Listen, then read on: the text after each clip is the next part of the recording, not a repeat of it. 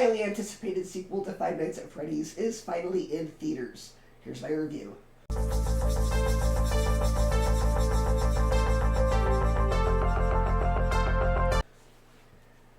Now, I was pretty mixed on the first film. I didn't find it scary enough, and to me it didn't really feel like Five Nights at Freddy's. It felt like a tamer version of Nightmare on Elm Street.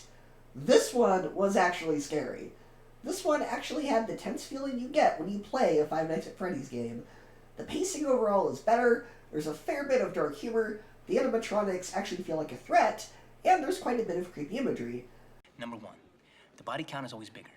Number 2, the death scenes are always much more elaborate. More blood, more gore. Carnage, candy. The character of the marionette is especially nightmarish and provides the best scares in the film. The last 20 minutes in particular are heart-poundingly exciting. However, on a plot level, there are still a few issues. For one, it feels like a lot of the new characters are just there to be, for lack of a better term, cannon fodder for the killer animatronics. There's this plotline early in the film about a group of paranormal investigators, and that doesn't really go anywhere past the first act. Wayne Knight's character feels like he's just there, and it's frustrating because there are a few times where they try to make you believe he knows more than he's letting on, and you think there's going to be this big reveal or this big conspiracy about him, but nope, he's completely useless. He's just there to be killed. There's also a few leaps in logic. Part of the movie centers on a convention about the Fazbear franchise, and that begs the question of why that exists. The murders of the children were national news, so why is there a convention where people dress up like the characters? That seems a bit disrespectful.